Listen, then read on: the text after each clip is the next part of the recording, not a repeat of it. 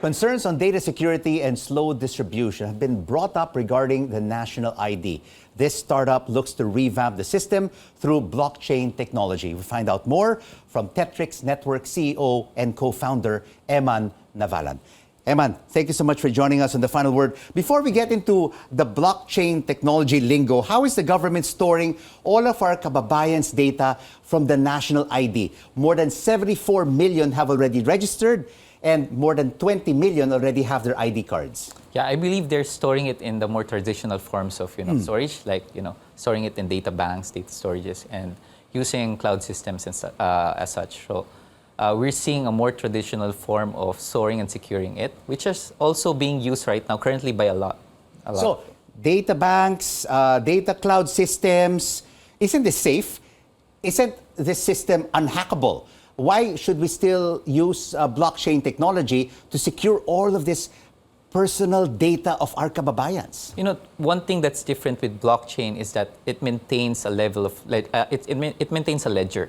So you would know the sequence of, how it's being changed or if it's being transferred or stuff like that. And aside from that, you wouldn't have a single point of failure. This is very important because, for example, if that data storage somehow gets attacked, right? You don't have any redundancy systems to protect you from being online. So that's the reason why sometimes the systems of not just the government but other existing enterprises shuts down. So is blockchain technology hack-proof? It is. With the level of security, it depends again with the architecture of the blockchain. We must understand that blockchains are not made all the same. That's the reason why there are different types of blockchains.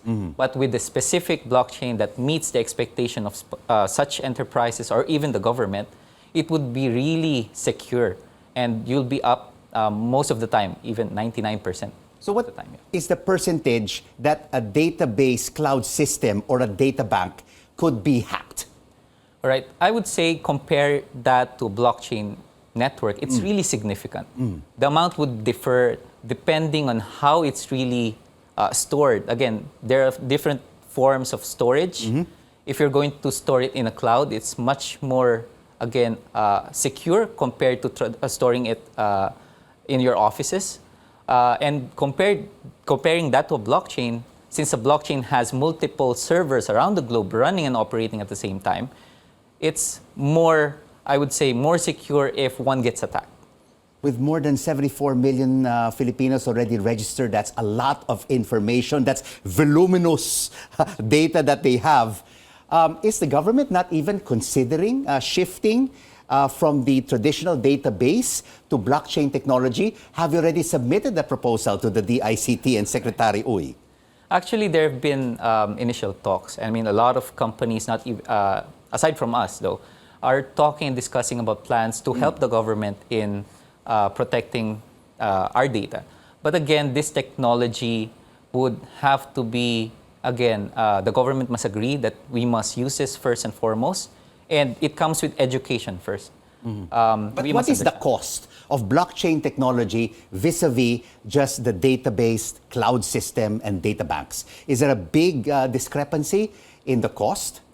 All right, so initially it would be, right? It would be a big cost. But again, that blockchain technology could be used in other forms of, data transfers or data storage. It could not just be used for an ID. It could be used for your social security. It could also be used for the documents being printed by PSA. It could also be used for transferring different types of IDs aside from the national ID, even your driver's license, a passport, and so on and so forth. And I mean, the Philippines should also take a look at other Asian governments that have used blockchain technology in their respective countries.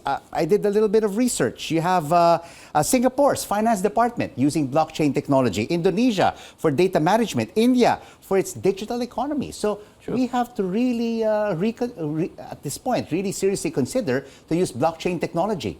That's true.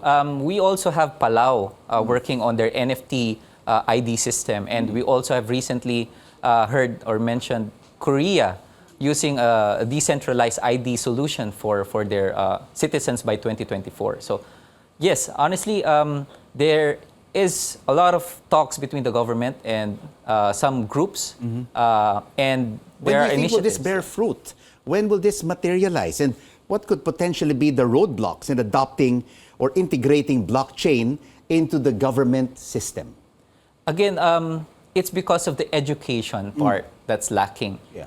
More people are actually Because when you talk about blockchain, we're talking about cryptocurrencies, Yes, we're talking that's about true. NFTs. That's true. It flies over many people's heads. True, they're always focused on those things that are generating revenue for most Filipino families, especially during the boom of the cryptocurrency last 2 years, during the pandemic, where everybody is having a hard time, right? But more to that, we must focus on the underlying technology. The underlying technology is beyond NFTs, cryptocurrencies, right? It allows us to store our data now and control our data even better as compared to before. So let's say the government tells you, Emman, I want to work with Tetrix. We have to consolidate all of this personal information in the national ID system into blockchain technology. How long will the process take? It would take, depending on the scope, because it could be used in multiple forms. It could take 2 years, 3 years, 4 years. It really depends on the magnitude of the data you want stored in the blockchain. Because you wouldn't want to store all the data there. It would take time. It would be a big cost for you. So sometimes you could use it for processes. Sometimes you could use it for logistics, accounting, and you could even use it for just verification of ID systems. So it's really just across the board, blockchain technology. You're a startup company. You've been in existence for 2 years. How has business been so far? How is the adoption of blockchain technology here in the country? I would say the adoption is really great since the boom of people understanding NFT.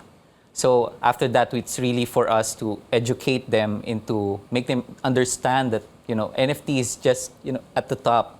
We have a better technology, the technology powering that could even grow exponentially in the coming years. So education has been playing a big role in terms of adoption, and we're seeing that through our products, through the things that we're offering them a solution that would be user-friendly for them, so that they can appreciate. Conglomerates are already using blockchain technology, banking and financial institutions through fintech. And even the large corporations are now adopting blockchain technology, which should eventually be a mind opener for the government to also adopt what the private sector is doing. That's true. Honestly, it's being used by the banks to lessen the number of days and the processing hours for them to transact internationally or remit internationally. Doing wire transfers are now shorter as opposed to before.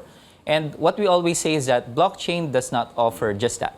We offer more than just the technology.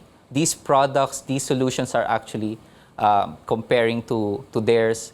The existing ones are supporting them to make it faster and even better. Most probably only register with the national ID once we shift to blockchain technology. Thank you so much for joining us on the program. The CEO of Filipino blockchain startup Tetrix, Emman Navalan.